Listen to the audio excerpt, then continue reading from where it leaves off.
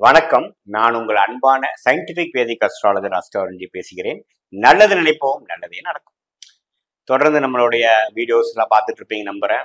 அறிவியல் சார்ந்த கருத்துக்களாக எந்த விதத்திலையும் மூட நம்பிக்கையில போகாமல் உள்ளது உள்ளவாறு பார்த்துட்டு இருக்கோம். கர்மா எப்படி நம்ம வாழ்க்கையில ஒளி தத்துவமாக ஜோதிடத்துல செயல்படுகிறது பார்த்துட்டு இருக்கோம். அந்த அடிப்படையில பாத்தீங்கன்னா இந்த வீடியோல நம்ம தனுசு ராசிக்காரர்களுக்கு 2024 மே மாதம் எப்படி இருக்க போகிறது என்றது பார்க்க போறோம். இது வரைக்கும் நம்மளோட சேனல் ஃபர்ஸ்ட் டைம் வரவங்க மறக்காம சப்ஸ்கிரைப் பண்ணுங்க, ஃப்ரெண்ட்ஸ் அண்ட் ரிலேட்டிவ்ஸ்க்கு ஷேர் பண்ணுங்க. இப்ப பாத்தீங்கன்னா தனுசு ராசிக்கு குரு 5ஆம் இடத்துல இருந்து ராசியிலே பார்த்துட்டு இருந்தார். 4ஆம் இடத்துல ராகு இருந்தார், 10ஆம் இடத்துல கேது இருந்தார், 3ஆம் இடத்துல சனி இருந்தார்.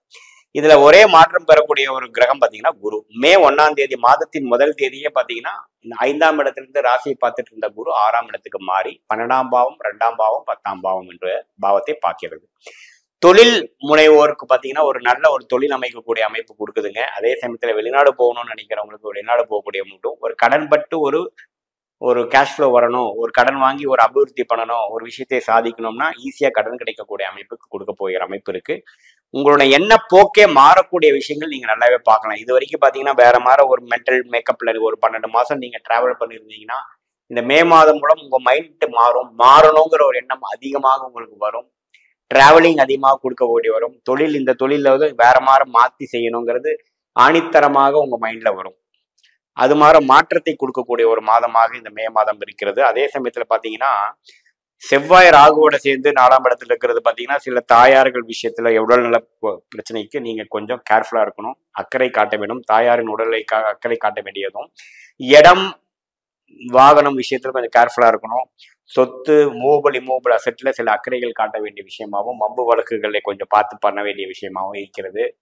அதே சமயத்துல புதன் பாத்தீங்கன்னா மே 10ஆம் தேதி 4ஆம் இடத்துல இருந்து ராகு செவ்வாயில மாட்டிட்டு இருந்த புதன் 5ஆம் இடத்துக்கு வருகிறார். அது ஒரு நல்ல விஷயம்தான். அதே சமயத்துல சுக்கிர பகவான் மே 19ஆம் தேதி 6ஆம் இடத்துக்கு போய் சுப கடன்களையும் சில விஷயத்தை கொடுக்கக்கூடிய ஒரு கேஷ் ஃப்ளோ விஷயத்தை கொடுக்கக்கூடிய விஷயமாகவும், சூரியனுங்கிற நம்ம பாகிஸ்தானாதிபதி 5ஆம் இடத்துல இருந்து 6ஆம் இடத்துக்கு போறது பாத்தீங்கன்னா ஒரு மாதிரியான சேஞ்சஸ் கொடுக்கக்கூடிய ஒரு இருக்கக்கூடிய சேமிப்பை கரைத்து ஒரு முதலீடுகள் செய்யற மாதிரியும், ஒரு கடனையும் வாங்கி ஒரு பெரிய விஷயத்தை சாதிக்கிற மாதிரியும், ஒரு தொழில் முயற்சியா இருக்கட்டும், ஒரு வண்டி வாகன விஷயமா இருக்கட்டும், வீட்டை அபிவிருத்தி பண்றதா இருக்கட்டும், வசதிப்படுத்துறதா இருக்கட்டும், எந்த ஒரு விஷயமா இருந்தாலும் சேமிப்பு குறைந்து ஒரு இன்வெஸ்ட்மெண்ட்ஸ் பண்ணக்கூடிய ஒரு சேஞ்ச் ஆஃப் பிளேஸ் ஆகக்கூடிய ஒரு அமைப்பு கொடுக்கக்கூடிய அமைப்பு தனுசு ராசிக்காரனுக்கு உண்டு.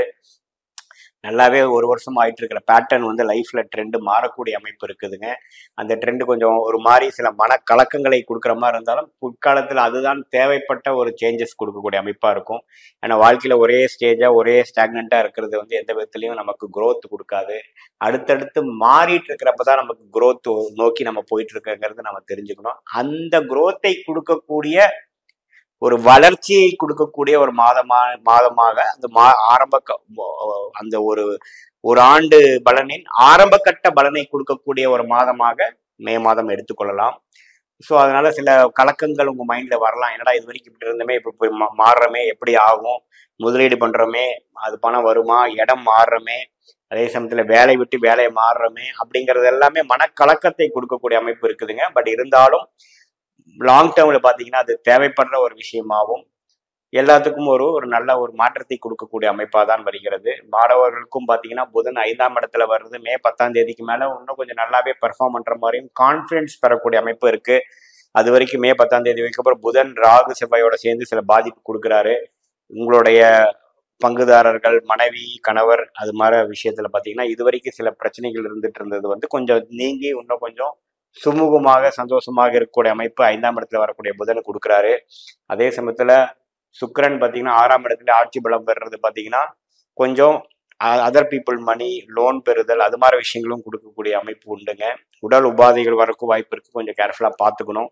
பொதுவா பாத்தீங்கன்னா இந்த தனுசு ராசிக்காரர்களுக்கு பாத்தீங்கன்னா ஒரு நல்ல ஒரு டிரான்சிஷன் ஆகக்கூடிய ஒரு விஷயமாகவும் 2025க்கு நீங்க போய் செட்டில் ஆகக்கூடிய விஷயத்துக்கு தேவையான முயற்சிகள் இப்போ நீங்க ஸ்டார்ட் பண்றீங்கிற ஒரு அமைப்பாகவும் ஒரு பரிபூர்ண ஒரு ஃபவுண்டேஷன் ஒர்க் ஒரு ஏஜ் ரிலேட்டடா எல்லா ஏஜ் இருக்கிறவங்களுக்கு, மாணவர்களா இருந்தாலும் சரி, முதியோர்களா இருந்தாலும் சரி, இல்லத்தரசிகளா இருந்தாலும் சரி, தொழிலதிபர்களா இருந்தாலும் சரி, வேலைக்கு போறவங்களா இருந்தாலும் சரி, ஒரு மாற்றங்கள் நிறைந்த ஒரு கேஷ் ஃப்ளோ விஷயத்தா இருந்தாலும் ஒரு வேலை விஷயமா இருந்தாலும், இடம் விஷயமா இருந்தாலும், இன்வெஸ்ட்மெண்ட் விஷயமா இருந்தாலும், தொழில் விஷயமா இருந்தாலும் அடுத்த லெவல் மாறக்கூடிய ஒரு அமைப்பு நிறைந்த ஒரு மாதமாக இந்த மே 2024 உண்டு. இப்ப பாத்தீங்கன்னா இது வரைக்கும் நம்ம பார்த்துட்டு இருந்த பலன்லாம் பொது பலன்கள். அதாவது கோச்சாரத்துல வந்து ஆண்டு கிரகமாகிய ராகு, கேது, குரு, சனி எப்படி இருக்கிறாங்கன்னு பொறுத்தும், மாத கிரகங்கள் என்று சொல்லப்படுகிற சுக்கிரன், புதன், செவ்வாய் இது மாதிரி கிரகங்கள் சூரியன்ல எப்படி இருக்கிறாங்கிற பொறுத்து தான் நம்ம கோச்சாரத்துல பலன் எடுக்கிறோம்.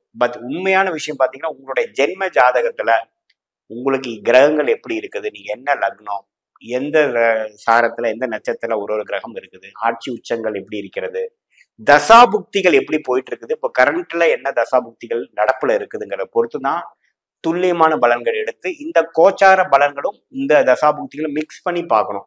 ஒரு 80% பாத்தீங்கன்னா உங்களுடைய தசாபுக்திகள் பலன் கொடுத்து அதுக்கு சப்போர்ட்டிங் ஃபேக்டராக இந்த கோச்சார பலன்கள் நம்ம எடுத்துக்கணும். அதுதான் வந்து கரெக்டான துல்லியமான பலன் எடுக்கக்கூடிய ஒரு அணுகுமுறை.